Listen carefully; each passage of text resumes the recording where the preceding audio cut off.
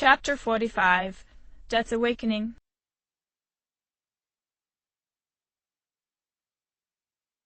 December 2009. I guess. Minato spotted the mechanical girl staring blankly at the school. Hamuko called out to their overprotective guardian. AI-chan? What are you doing standing outside the school gate by yourself? Were you waiting for us? The robot turned to look at them, mild surprise on her face. Good morning, she said to the twins as they reached her side. I intend to do my best to protect everyone. Is something wrong? Hamuko asked her. No. The blonde shook her head. Please do not worry. I just wanted to share my feelings. I guess.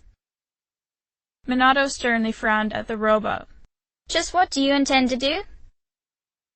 The girl blinked at him in surprise. You are both important to me, Minato-san. She looked into the boy's blue eyes and did not waver. I intend to protect you, she told him. The junior frowned as something didn't bode well within him. I guess. I'm counting on you. He lowered his gaze. But please don't do anything that will make us worry. Is that an order? Aigis asked him, as it was unlike him to give her such a strange directive. What? Why would you ask that? Minato strangely stared at the robot. I'm just concerned. AI-chan? Hamuko frowned at their friend. What's wrong? The robot paused and stared at the kind twins. She shook her head before responding. Nothing is wrong. But I understand. She steadily looked into the brunette's red eyes. You have no reason to be concerned about me. Minato watched her turn away from them and continue towards the school alone. You're acting so strangely, Aigis, he muttered. Fuka laughed as her boyfriend hugged her from behind. Hey, how was your day? She smiled up at him. Minato pecked her cheek before straightening up. It was good. You? Tonight is the full moon, she said with a frown. But we won't be conducting an operation. Maybe I should summon Juno, though, just in case. It's best to be safe. The blue-haired boy nodded as he took a seat on the couch. He looked around the lounge and frowned when he noticed it was rather empty.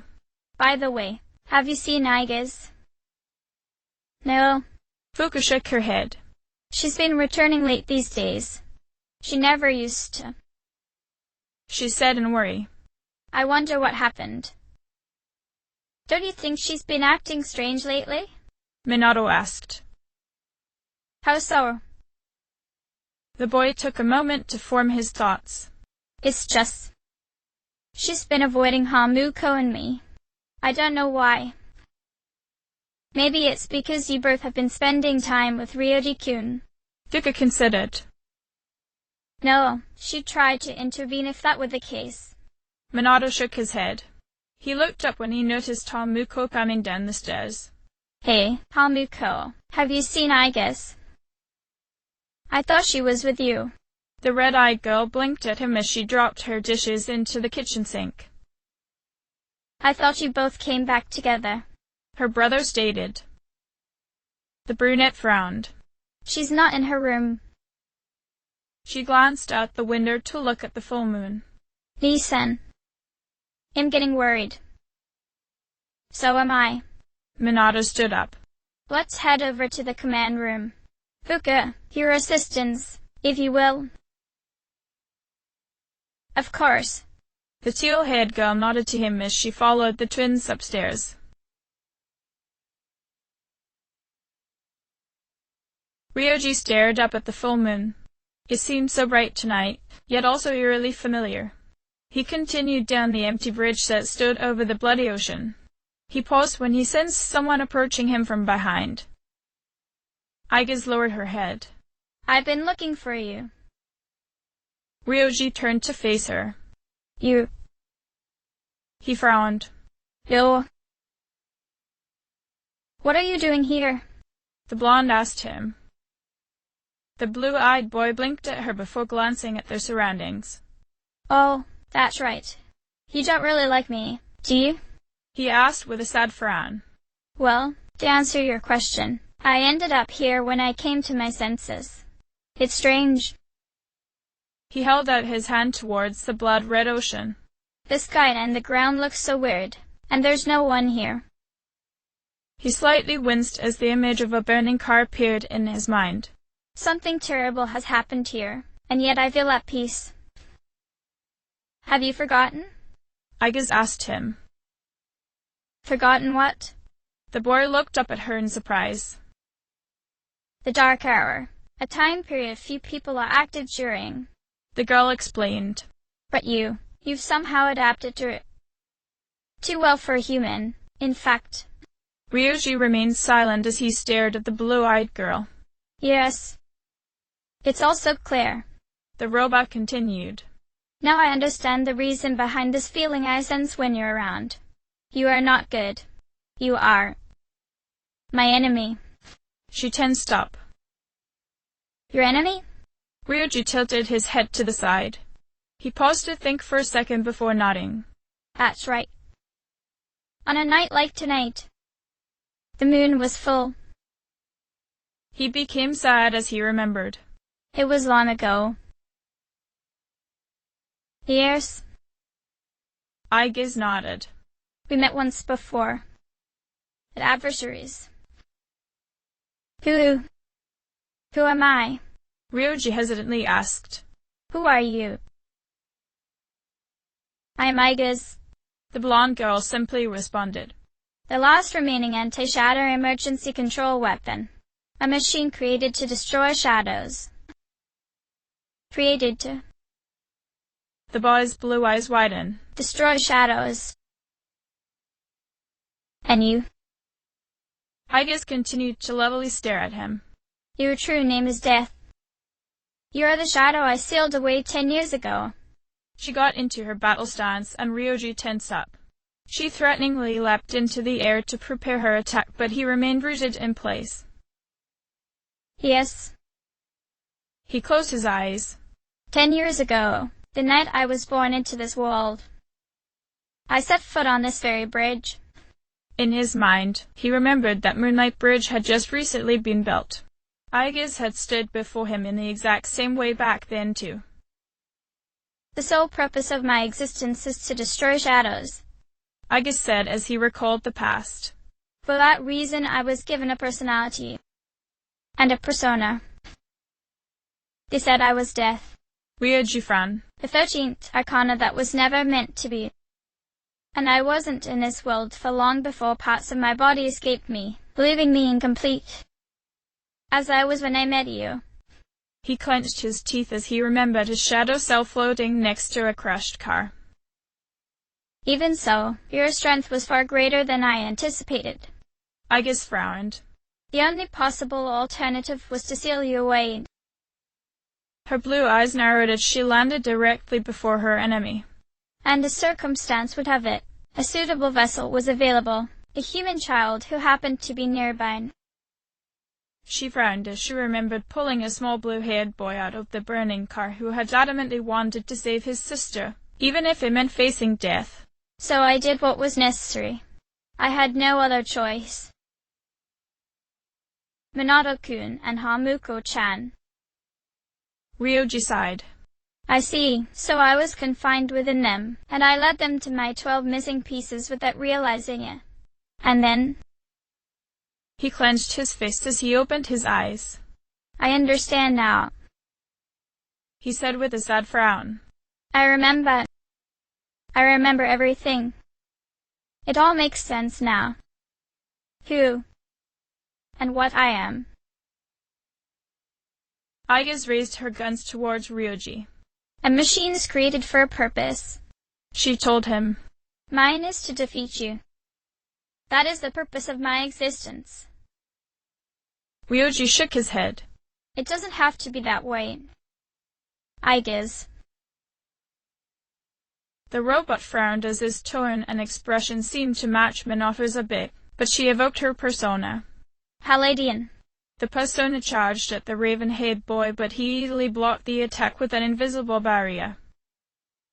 Don't be foolish, Aegis, he sternly told her.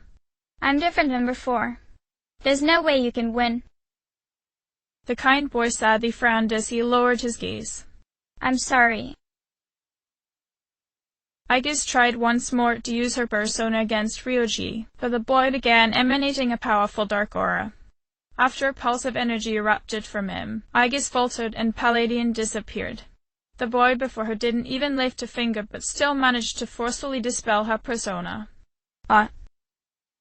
She began to shake before collapsing to a knee. I am sorry. She apologized to no one in particular. I have failed. This mission appears impossible. A machine that cannot fulfill its purpose has no worth. I'm sorry, everyone. Hamuko-san. Minato-san. She fell to the floor and stared at Ryoji. Images of the boy known as Ryoji, a pair of small children, and the shadow called death flashed before her eyes. I'm sorry, she whispered. I'm afraid.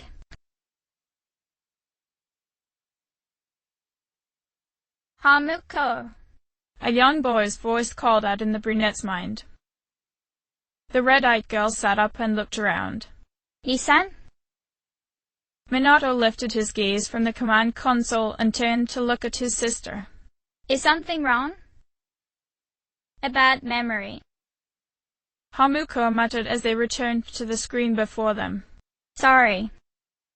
I shouldn't be distracted. I felt it too. Her brother softly murmured. He sighed as he glanced towards the two navigators. So how's it going over there?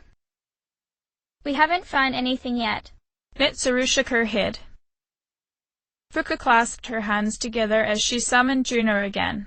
Yukari entered at that time and was a bit startled by the persona's sudden appearance. Hey.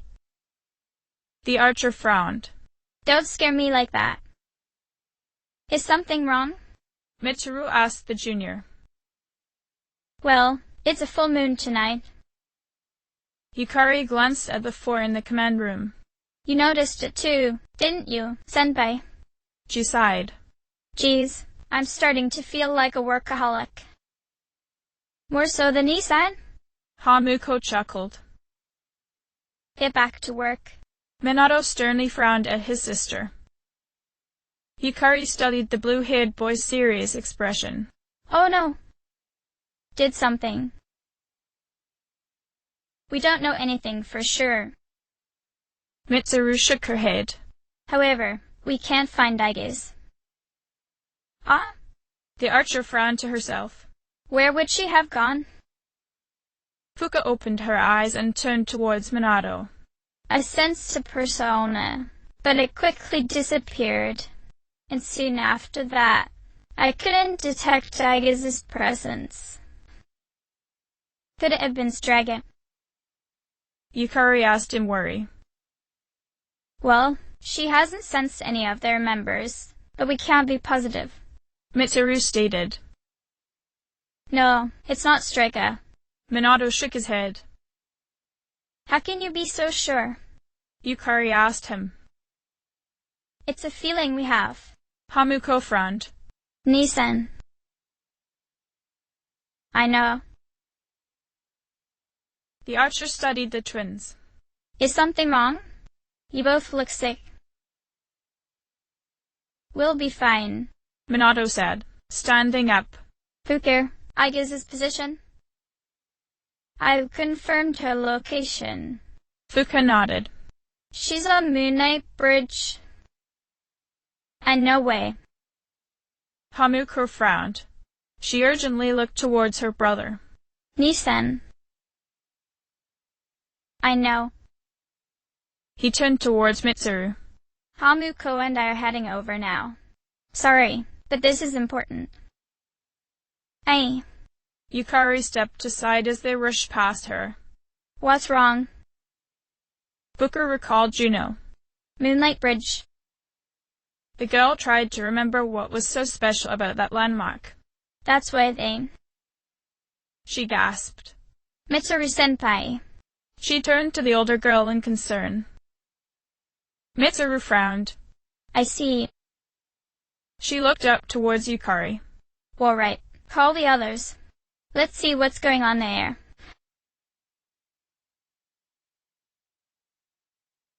AI-chan.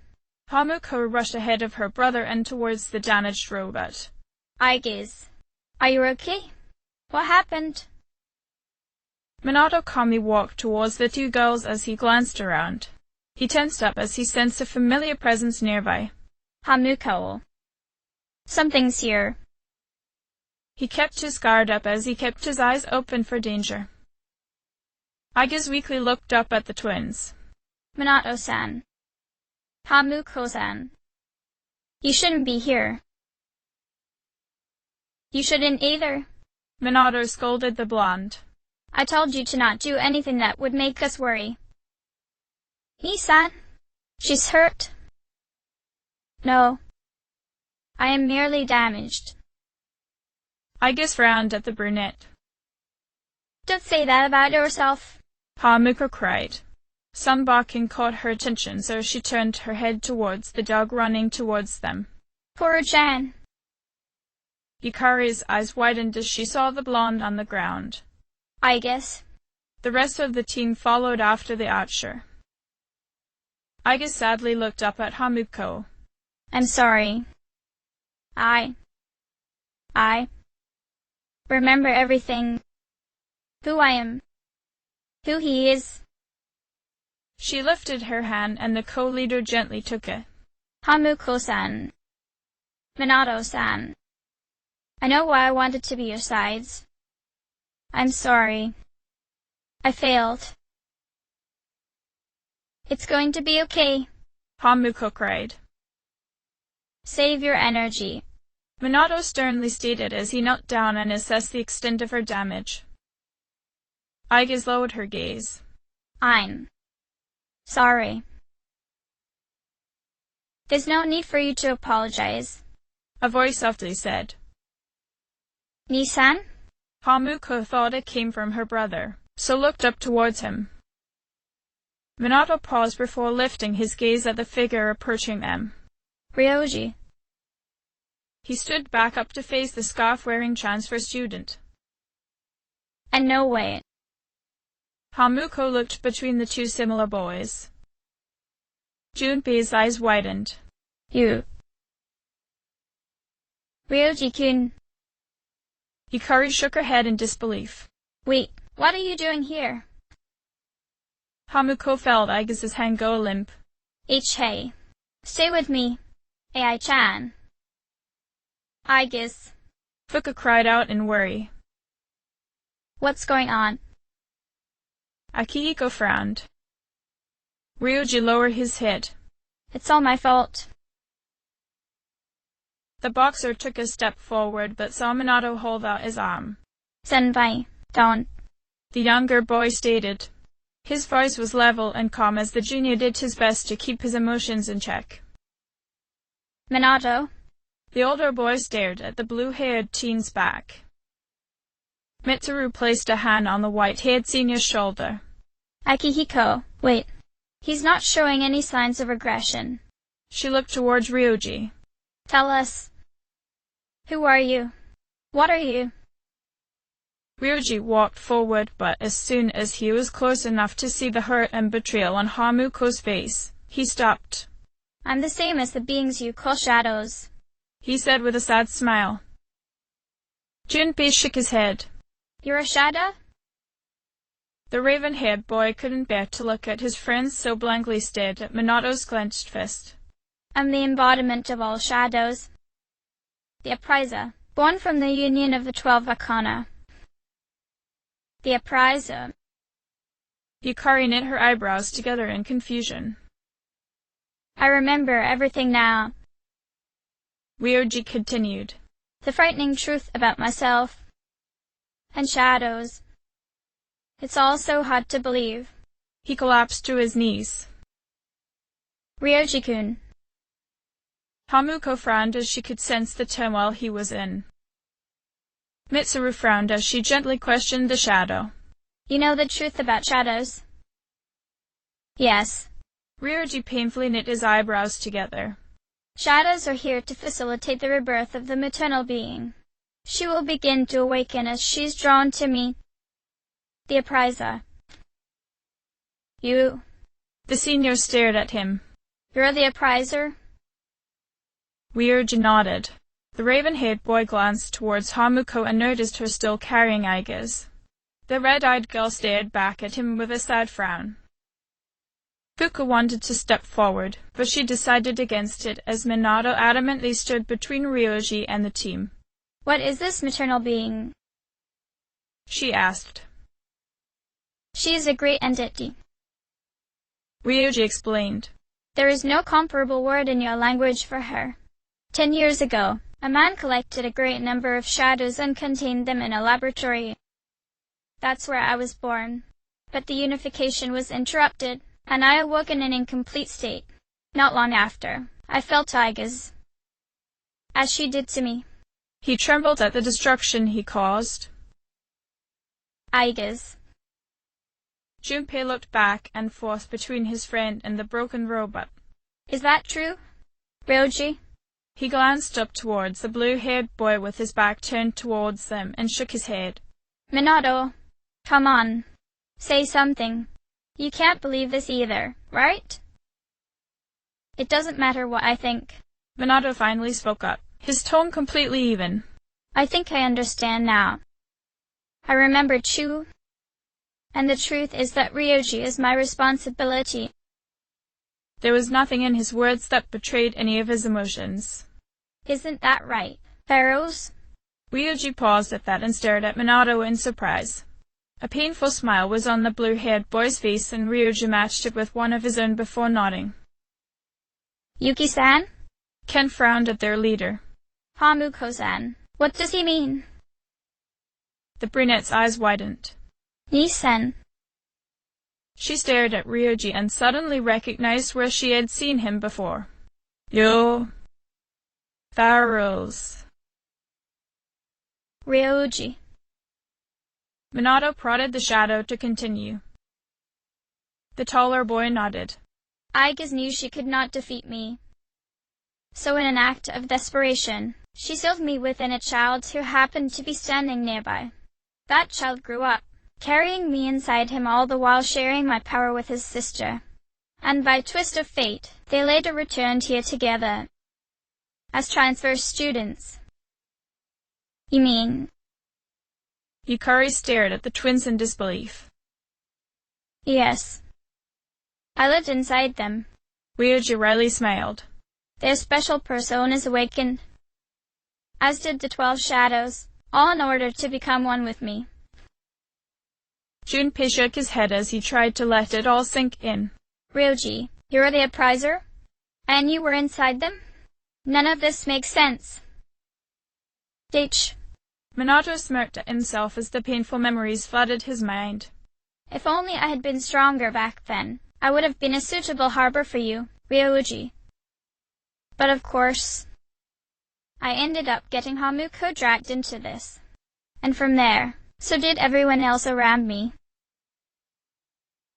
Isan, that's not true. Hamuko cried out. You can't blame yourself for this. That's right. Ryoji nodded. It's all my fault. I'm sorry. He shook his head. There's more I need to tell you. He passed up, but Minato quickly rushed forward to catch him before he hit the ground.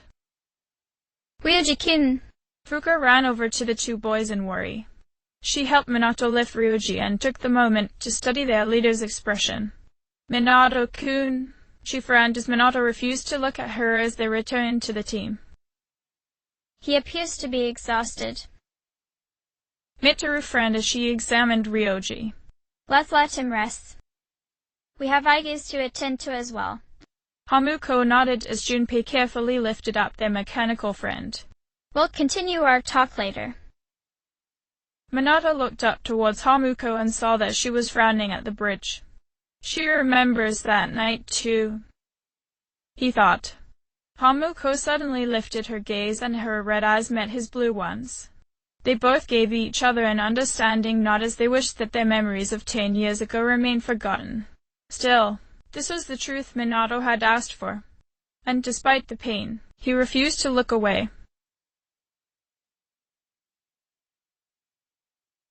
22 December 1999. And so the culprit, a 7-year-old Minato tugged on the paperboy hat he wore. is you. He smirked and pointed his free hand at the giggling 4-year-old. The small blue-haired girl with shoulder-length hair nearly toppled over from laughter. And no, I didn't. Don't think you can get away. Now Odo Shirogane. Her older brother triumphantly smirked. Naoto shook her head and tackled into the boy. Minato yelped as he fell backwards. Backup requested. I repeat, backup requested. Hamuko Shirogane to the rescue. The red-eyed brunette popped out of nowhere and grabbed Naoto. Gotcha. Now Chan. One Chan. Naoto laughed as she struggled against her sister's massive hug. Minato laughed too as he began tickling the little girl. Here's your punishment. Now Kun. An elderly man proudly chortled at the 3 children. Good work, Minato. He nodded. But are you sure you have the right perp? Of course, grandfather. Minato stood up straight. The Shirogane is infallible. He thumped his chest with the fist. He began coughing as he choked on his own saliva. Hamuko patted his back and warily frowned at him. It's too bad you're not invincible. She shook her head. The grandmother came out from the kitchen and frowned at the coughing boy. You need to take better care of your body, Minato. You are not as strong as your sisters. The boy wryly smiled. Yes, grandmother. Now come along. She smiled at her precious grandchildren as she set down a tray of snacks for them. You all deserve some hot chocolate and cake after a long day of lessons. Thanks, Grams. Hamuko brightened as she helped Naoto settle down at the table. Minato took a seat at her other side and passed around the plates. Haruka, you're spoiling them. The 3rd-generation detective sighed. Hiroto, they're just children. Haruka shook her head. They're not just children. The man crossed his arms. They're 5th-generation Shirogane detectives. I intend to see them live up to what is expected of them. That's still a long ways off, don't you think? Haruka laughed at her husband. He didn't have Takuto begin his training until he was 10. That's because your son was a rebel and wanted to become a phantom thief. Hiroto huffed. Well, it's a good thing that didn't work out. Takuto chuckled as he came out of the study with his wife. He straightened out his tie and reached for the hat usually on top of his head. He frowned when he noticed it wasn't there. Where did I put it? Minato's wearing it. There. Kyoko giggled, pointing at the 7-year-old tipping his head towards them. The boy quickly got up and walked over to his parents. The red-eyed woman placed a hand on his cheek and laughed. You look just like your father, Minato. My precious little boy.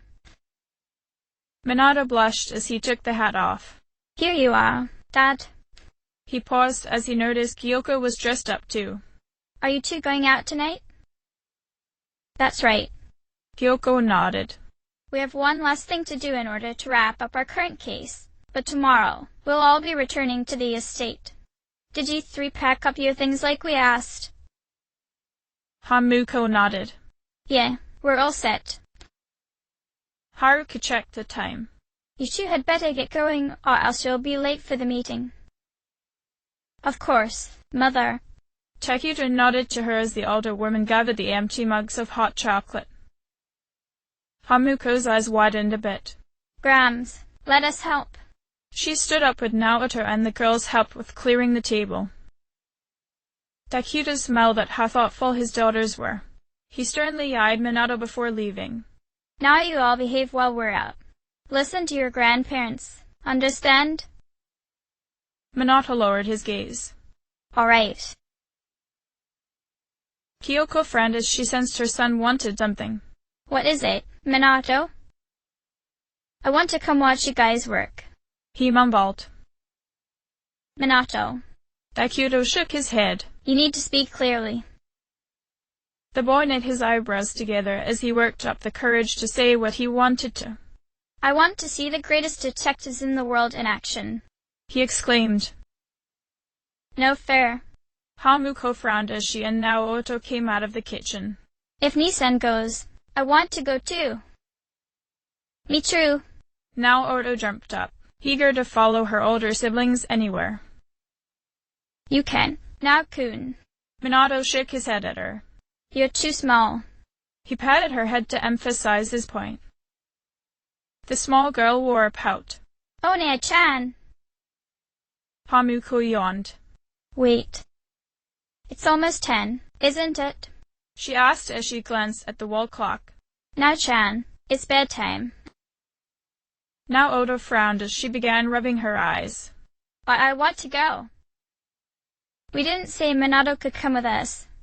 Takuto shook his head at them. Minato, it's time. Go watch your sisters. That's right. Kyoko sternly nodded at him. You're the oldest, so you need to set a good example for them.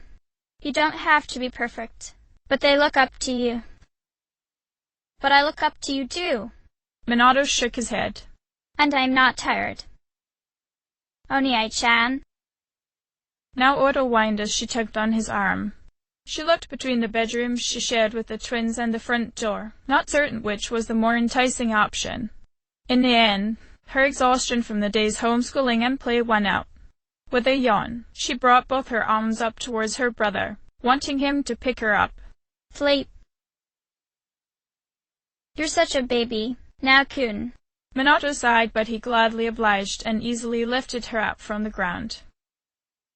She's only 4, Nii-san. Hamuko shook her head at him. And we're kids too. We need our sleep. But I just want to see Mom and Dad work just once. Minato looked up at their parents. I want to be exactly like them when I grow up.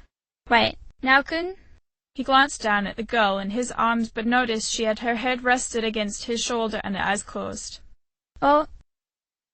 He lowered his voice. He smiled and kissed her forehead. You really are tired. Hiroto chuckled. Why not take Minato and Hamuko along? Consider this a part of their training. Haruka and I will watch Naoto. He stood up and took the sleeping Naoto from his grandson. But Hamuko's not very good with staying up late either. Kyoko frowned as the 7-year-old girl tried her best to shake sleep from her eyes. It's bad luck to separate twins. Hiroto shook his head at the superstition. Besides, the experience will prove to be useful for them both. It'll help dictate what type of detectives they want to be as they grow older. Naoto has plenty of time to get experience in the future, but I believe the twins are ready. Minato is nearly complete with the deduction and induction courses, and Hamuko isn't that far behind him.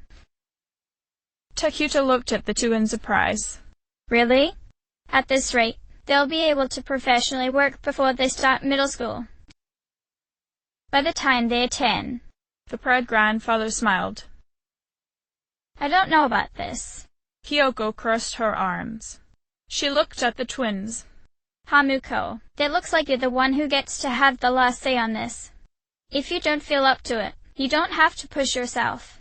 You need your sleep after all. The red-eyed girl looked between her mom and her brother. I don't really. Come on, Hamuko. Minato begged his twin. Please try to stay awake. I really want to see them in action. Aren't you curious about how Mom and Dad work? The brunette sighed. Fine, but won't we be in the way? I'll figure something out. Takuto smiled at them. Besides, Father's right. He looked back to his wife. If they're really intent on following our footsteps, they'll need to discover their own style of investigating. Seeing us conclude a case would be a great place to start since it's away from the dangers of an actual investigation. Kyoko looked between her husband and the twins before relenting to Minato's request. Okay, but you both need to listen to our instructions. And no drawing attention to yourselves. Got it? Minato saluted his parents. Takuto waited for the other party to drive away towards Gekkoken before walking back to their car. He looked over to his partner and smirked. I guess this is case closed, he stated with a nod. We won't know for sure until after midnight passes. Takuto. Hyuko frowned. Perhaps it would have been better if we left Minato and Hamuko home. There was a lot we discussed, and Minato gets restless whenever he senses something wrong. Her husband crossed his arms. Knowing Hamuko, she might have fallen asleep. He opened the door to the driver's seat and glanced into the back. I was right. He frowned when Minato wasn't anywhere to be found. That boy. Takuto glanced at his watch and shook his head. It's nearly midnight. Hyuko looked around worriedly. Minato, she called out. Hearing her mother's voice, Hamuko stirred a bit. She groggily rubbed her eyes and sat up in her seat. Mom. The small girl stretched, careful to not hit her brother, but she paused when she realized she was the only one in the car. Nissan? Takuto sternly frowned at her. Hamuko, when did you fall asleep? A half-hour ago? She mumbled, glancing at the car's clock. And your brother was still with you then? He questioned her. I think I heard Nissan say something about a girl standing on the roof of the mall. Hamuko told him. She loudly yawned as she couldn't quite recall if it was a dream or something that actually happened.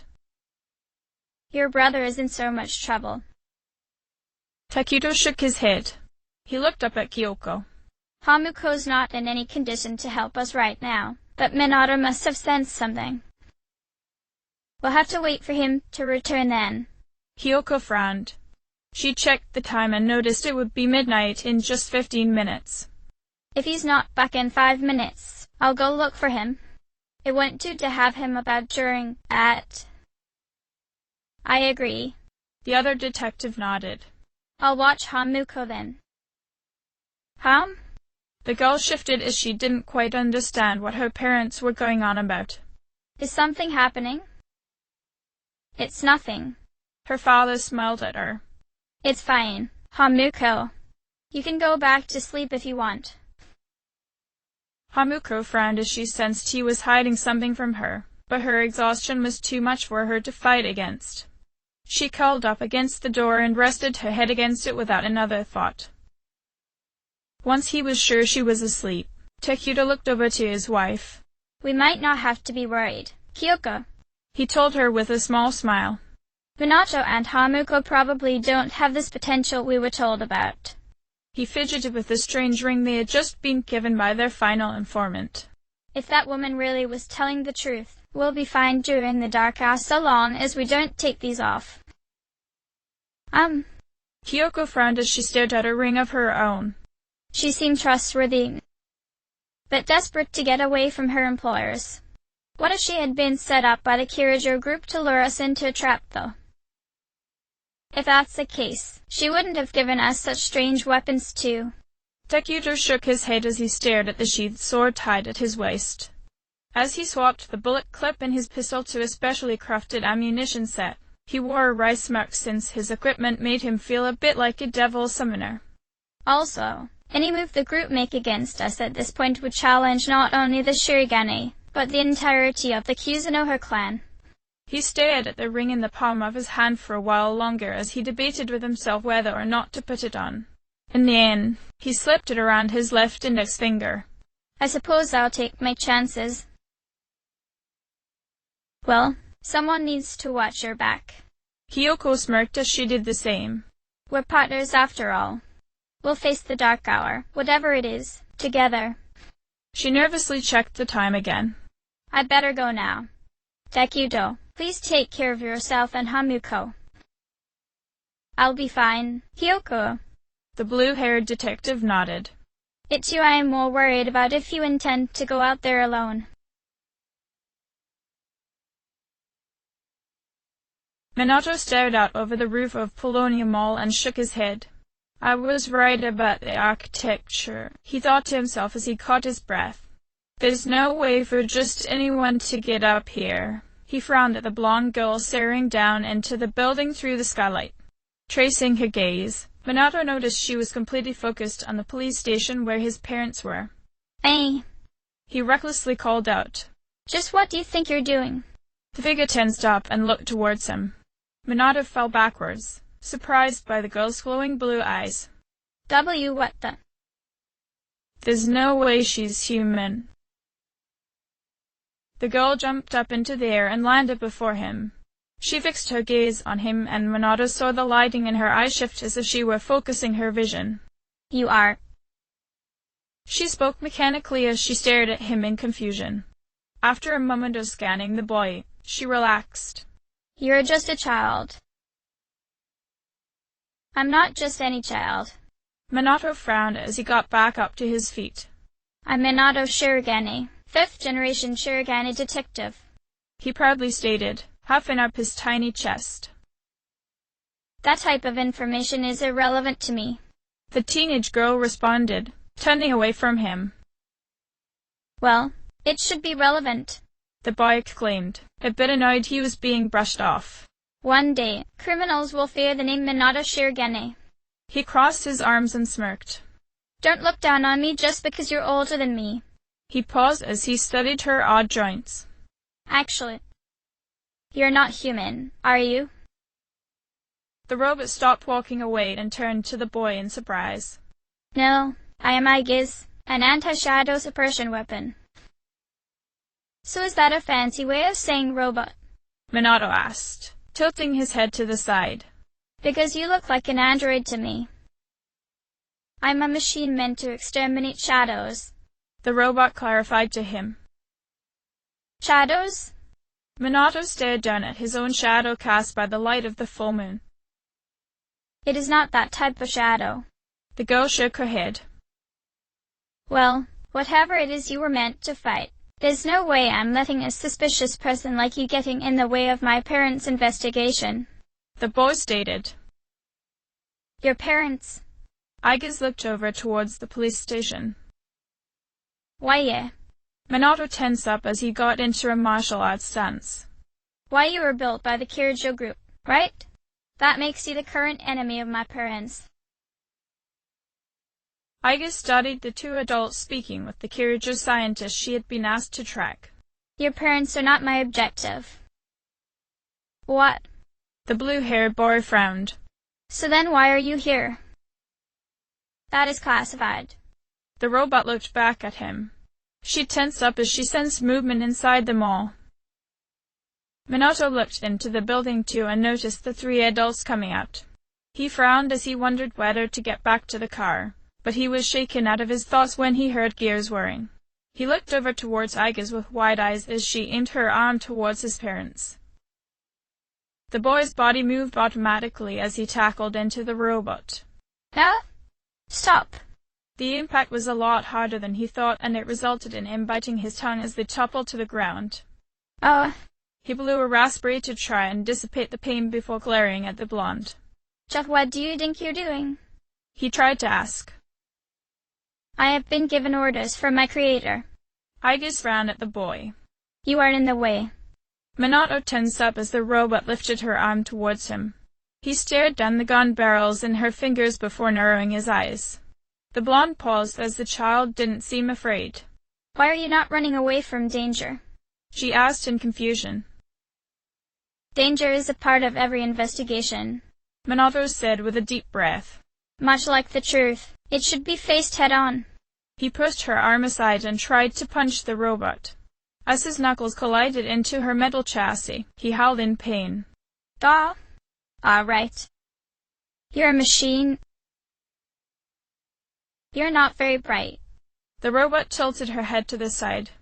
Or rather, you are very reckless. You act without thinking about the consequences. Stop looking down on me just because I'm 7. Minato shouted as he got into his battle stance again. I'll definitely defeat you and protect my parents. I won't let you harm them. Don't be foolish. Ida shook her head at the boy as she took aim again. There's no way you can win. The blue-haired boy studied the android before him for weaknesses. I like to think otherwise. He smirked. Besides, you're hesitating too, aren't you? The blonde looked at him in surprise. I am. She faltered a bit at his words. Come on. He smiled. You're a machine with a heart. I'm not your target, so that's why you're not firing at me. He frowned as he thought of their current situation, though. Still, you tried to fire at my parents, so I have no choice but to label you as the enemy. His blue eyes flashed in determination. No matter the odds, I can't and won't back down. Ida dodged to the side when the boy performed a roundhouse kick. She frowned as his movements were rather unrefined, but they weren't particularly dangerous. He had cleared openings, but Ida found she couldn't bring herself to use them. She had no reason to attack him, and it seemed as though this human were treating the fight as a simple game. There was no threat here. Besides, the boy's physical aptitude paled in comparison to what was normal of a child his age. That added on top of his wasteful movements. It wouldn't be long before he exhausted himself. After a few minutes of trying to land a blow on the robot, Minato found himself out of breath and slightly dizzy. See, come on. He frowned. Stop dodging around and fight me. He wobbled back and forth. Oh man. He grabbed his head and tried to steady himself with something but couldn't find anything to grab. His eyes widened as he toppled towards the edge of the roof. What? Fearing she wouldn't be able to make it in time, Ida quickly cast Tsukikaja before diving after him. After safely catching the falling boy, she landed nimbly on the ground and gently set him down. Minato hadn't flinched at all, but he blankly stared at the glowing mechanical figure that faded away behind the robot. After a while, though, he remembered the situation he was in, so let out a surprised cry before pushing her away. Why'd you save me? He asked the robot with a slight frown. Ida stared at the boy and looked down at herself in confusion. I do not know. The boy studied her for a while before noticing a car driving past them. The robot quickly looked up to see who it was and slightly tensed up. My target. The boy sharply grabbed her arm before she could take off after the vehicle. H.A. Wait. The robot turned back towards him. I must complete my mission. And what mission is that? Minato asked.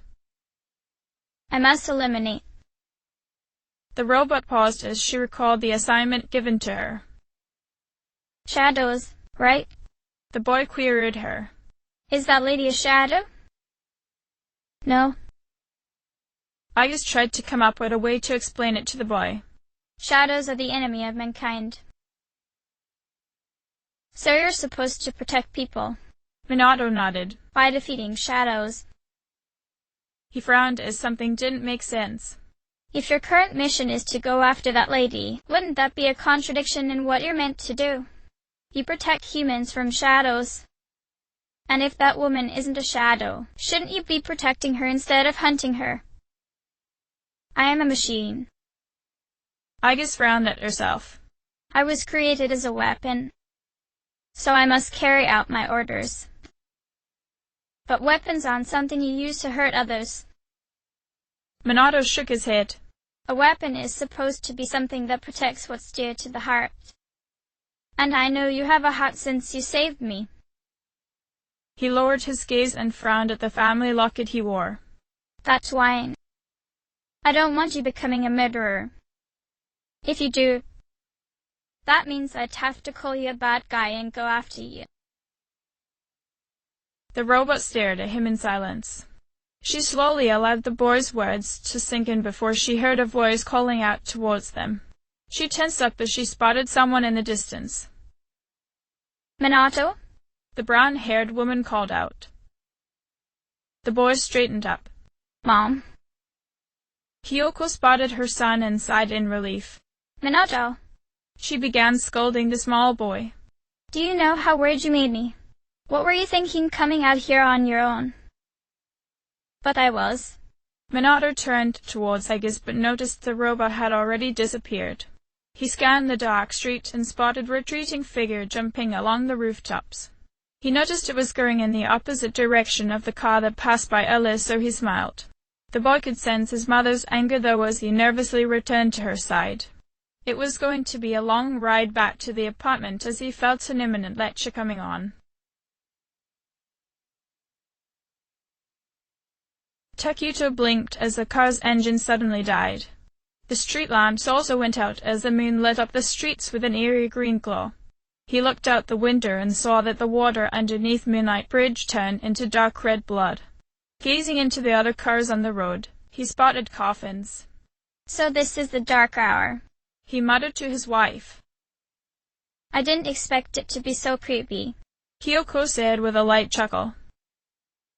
The detectives said as they figured they would have to wait it out until it was over, but they didn't expect to hear the terrified scream coming from the back seat of the car. Takuto immediately turned towards his children. Minato? The 7-year-old boy frightfully stared at the coffin leaning against him. Just seconds ago, it had been his sister. Hamuko! He shook his head. Hamuko! Wake up! The blue-haired boy looked to the front of the car. Mom, Dad, something's happened to Hamuko. He began trembling as he gazed out the window. Why is there so much blood outside? Why aren't we moving? What's she going on? Takuto unbuckled his seatbelt and climbed out of the car. Minato, calm down. He opened the back door and the boy immediately leapt out to hug him. Everything will be okay. Remember your training, Shurigane. Minato tried to pull himself together and took deep breaths. He closed his eyes and fervently wished that this was all just a nightmare. He calmed down when he felt a familiar hand holding his face. He slowly opened his blue eyes and held back his frightened tears. Emma. Look at me, Minato. Kyoko gently smiled at him. You need to be strong. This will only last a little while, I promise. But Hamuko. The boy glanced back into the car. Will she be all right? She'll definitely be safe so long as she doesn't come out of that coffin. Takuto nodded reassuringly. You should be more worried about yourself. Am I in danger? Minato began to shake. He flinched as he heard a roar in the distance. What was that? Kyoko turned towards Tatsumi Port Island and was surprised by the large tower looming over the artificial landmass. Takuto. The Shirogane detective turned around to see what she was pointing at and his blue eyes widened. What is that? Minato felt the man's uneasiness so began to cry. I am scared. There's nothing to worry about, Minato. Kyoko tried to reassure him. Just get back in the car. The boy hesitantly stared at the coffin. She's still your sister, Minato. The woman shook her head. You need to watch over her while your father and I check this out. Don't leave me here alone. The boy screamed. He looked around. I wish we were home. Hamuko and I should never have come. The boy couldn't control his trembling body as he collapsed to his knees. Why is this happening? Minato. Takuto sternly scolded him. This is not how a Shirogane should ever act. The boy paused at that. You are Minato Shirogane, the eldest of the 5th generation of Shirogane detectives. As such, you will behave as a great Shirogane detective would. The strong father placed a hand on the boy's trembling shoulder. A good detective is undaunted by the dangers of investigation, he said with a brave smile. If anything happens, your mother and I take care of it. He reassured his son. Believe in us, Minato. That's the true muck of a Shirogane. I'll try. The blue-haired boy shakily responded with a nod. Good. The man smiled at him. As the oldest, you need to protect your sister, so get back into the car and watch over Hamuko. Minato nervously looked at the coffin, but he decided to suck it up and listen to his parents. He carefully crawled into the car and closed the door behind him. He frowned at the coffin as he put on his seatbelt before curling into a little ball. Hamuko, he whined. Takuto and Kyoko walked to the side of the bridge and gazed into the distance. They took a few minutes to gather their bearings before deliberating the situation. The brown-haired detective crossed her arms. So what do you make of this? That must be Traverse. Her husband guessed as he pointed at the obtrusive tower. That is where Gekkoken was. He frowned as another roar echoed throughout the silent city. And that must be death being created. But we were told that the experiment was going to end in failure. She couldn't have been wrong. Maybe. Takuto flinched when a loud explosion erupted from the distant island. No way. He muttered as multiple roars and groans sounded from the explosion site. A number of dark blurs spread out from the epicenter of destruction, and he guessed they were escaping shadows. This isn't good. Takuto, the car. Kyoko sharply pulled on his arm as she hurried back to their probably petrified son. The blue-haired boy rocked back and forth as he did his best to not lose his mind. Although he continued to grow more ballistic, he counted the seconds that crept past him until he eventually gave up after reaching the hundreds. Why can't I move faster? He let out a sob and tucked his head between his knees. He paused as he noticed his family locket. Oh yeah. I still have this. He frowned as he opened it up.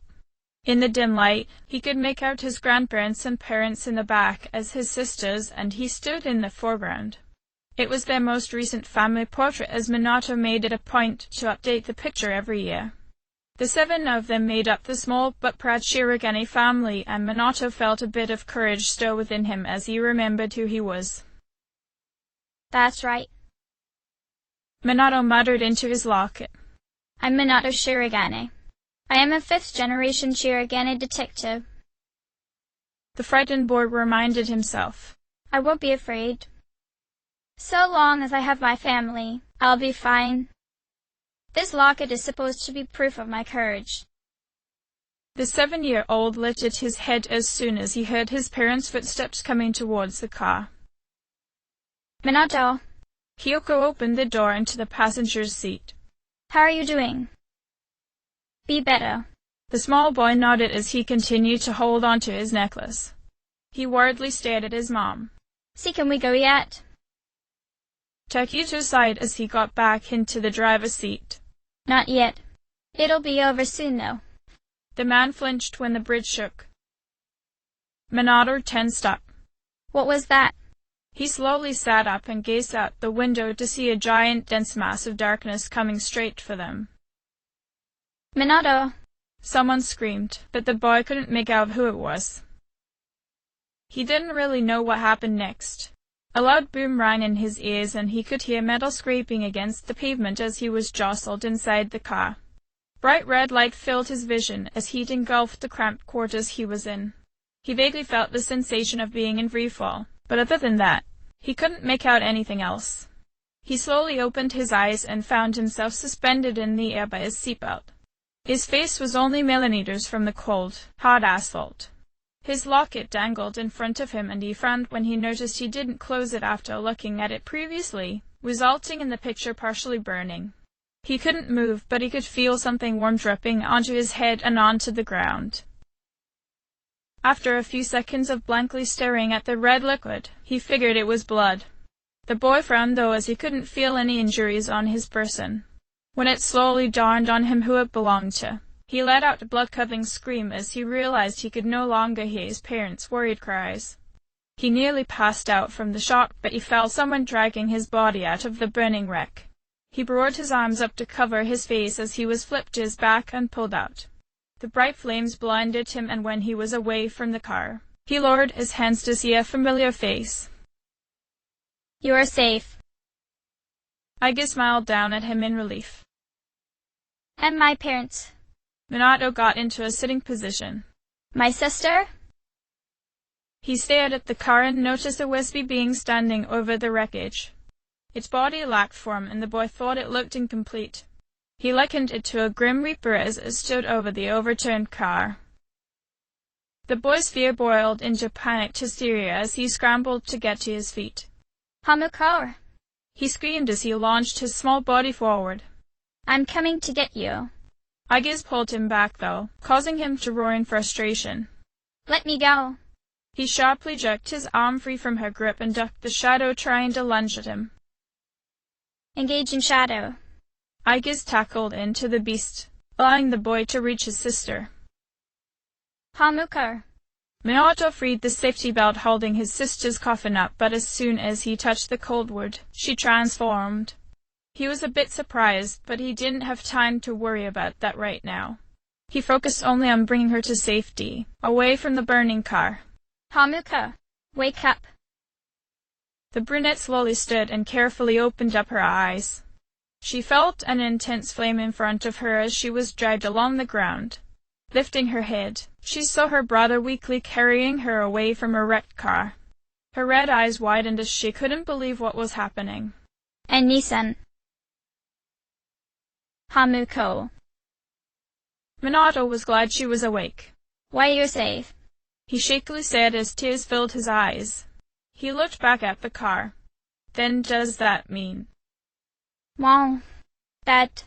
He ran back towards the massive ball of fire. Nissan. Hamuko screamed as she grabbed her brother and pulled him back, afraid he'd hurt himself. Ah! Her older twin looked back at her in fear and confusion. Hamuko, Mom and Dad. He clenched his fists. They're still in the car. I have to save them. The brunette shook her head as she noticed the blood pooling beneath the car. They were dead. She knew that. She couldn't lose her brother too, especially since he just risked his life to save her. You can't. She tightly hugged him. Don't leave me alone too. She sobbed into his chest. Mom, Dad, they're already gone. Please. She begged her twin. Don't leave me by myself. Minato looked down at the girl and began crying too. Biba. He looked back towards the car. This is all my fault. He tightly held on to his sister. We should never have been here. If I didn't sneak out of the car, we'd have been home already. If I didn't ask to come with Mom and Dad, they'd still be alive. He let out an anguished scream. It's my fault they're gone. He forcefully pried Hamuko off of him and ran towards the wreckage. Damn it. The brunette threw her body towards him and held him back. Nissan. She flinched as the car before them exploded. Minato flinched and protectively shielded her as they toppled into the middle of the bridge's road. Oof. Her head hurt as it collided against the ground. Nissan. She weakly looked up at her brother and placed a hand on his face. Please. Don't leave me too. Minato held onto her tightly as she slowly closed her eyes. Hamuko. I'm sorry. I'm so sorry. He meekly muttered to her. Don't die. Please. I swear you'll be safe. I'll protect you with my life if I have to. When she no longer responded, he let out another scream. He cried to himself until he sensed someone standing over him. He glared up at the badly damaged robot. Did you kill it? He bitterly asked. Aigis held a dark mass in her hands and shook her head. Death appears. Undefeatable. I weakened it, but... She sadly lowered her gaze. I am not strong enough to destroy it. I must seal it away and move to destroy it from there. Aigis stared at the dying girl and considered using her. Seal it? Minato climbed off his unconscious sister. So like a vessel, right? He struggled to stand up. Use me. You. The robot stared at him oddly. But your sister. Use me. The boy declared. He painfully scowled at himself. It's my fault Mom and Dad are gone. And I won't let Hamuko die. I don't deserve to live anymore. His blue eyes angrily flashed.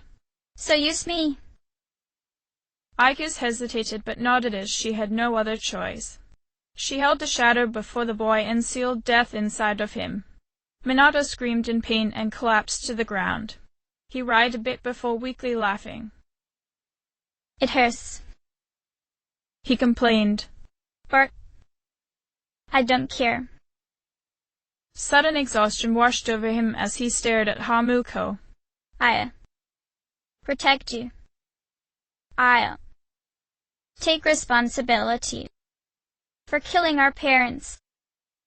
He reached his hand out towards her. You'll be just fine, sis. He finally passed out. The anti-shadow robot scanned the boy and picked up an unstable shadow reading from him. She aimed her arm at him, preparing to fire, but found she couldn't do it. The shadow's power threatened to leak out of him, wanting to break free of its new prison, but the blonde girl only continued to stare at him. Looking over towards Hamuko, Igus frowned as she sensed the brown-haired girl was on the brink of death. The robot lowered her gun and resealed the shadow again, seeing as the boy couldn't fully contain its power within him, and it was his wish that his sister survive this ordeal. When she was done, she studied the two unconscious twins and tried to embed their data deep within her memory banks. A weapon to protect. She recalled the boy's words from before as she collapsed to the ground. I will protect you both. That is my new mission.